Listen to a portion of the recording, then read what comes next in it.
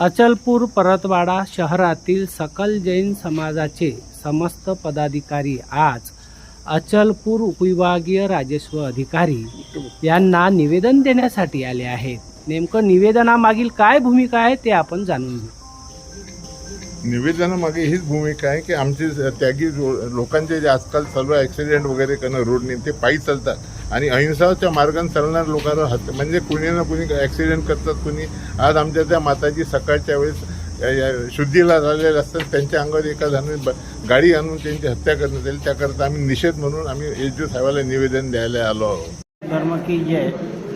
रिवा येथे झालेल्या दुर्घटनेत आमच्या गुरुवर्य तसेच गुरु यांना संरक्षण मिळण्याकरता सरकारने, प्रशासनाने आणि पोलीस स्टेशन योग्य ती सुरक्षा प्रदान करावी हीच भावना जय जिनेंद्र। अहिंसावादी जैन समाजाचे गुरुमाता यांचा पायी विहार असतो। त्या विहाराच्या वेळी अनेकदा अशा घटना घडल्या की हेतुपुरस्सरपणे त्यांचा ॲक्सिडेंट करण्यात आला आणि कितीतरी गुरूंची याच्यात समाधी झाली। याचा आम्ही जैन समाजातर्फे तीव्र निषेध करतो आणि त्याबद्दल आम्ही निवेदन त्यांना राजस्व अधिकारी अचलपूर यांच्याकडे आहे। जैन समाज के श्वेतांबर, दिगंबर और तेरापंथी सभी समुदाय जो है उनके सभी के जो गुरु है हमारे, वो गुरु सब पायी विहार करते, पैदल यात्रा करते रहते हैं और ये 8 महीने पूरा एक सरी का विहार उनका चलते रहता। सिर्फ 4 महीने चातुर्मास में एक जगह 4 महीने ठहरते हैं ताकि जीवों की हिंसा न हो। लेकिन और वो शांतिपूर्वक हमारे जो विहार करने वाले जो हमारे श्रावक लोग हैं वो भी उनके साथ रहते हैं।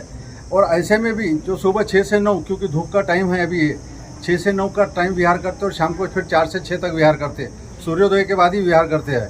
ऐसी स्थिति में भी ऐसा कुछ अपघात हो जाता है जो कि ऐसा लगता है हमको कि इंटेंशनली हुआ है और ऐसा कुछ वीडियो भी देखने में आए हुए हैं। इसलिए हमारा सब संघ सकल जैन समाज से ये सब लोग यहाँ पर निवेदन देने आए हैं कि कृपया गवर्नमेंट, शासन ये चीज़ का चौकसी करे और आगे भविष्य में ऐसी कोई दुर्घटना न हो, इसका पूरा ध्यान रखे। बस यही हमारे से नंबर भी निवेदन है। साधु है वो बहुत त्यागमयी रहते हैं। अच्छे बड़े बड़े घरों से, लखपति करोड़पति घरों से, गाड़ी घोड़े वाले सबों ने अपना अपना सब सुविधाएं त्याग करके साधु धर्म अपनाया।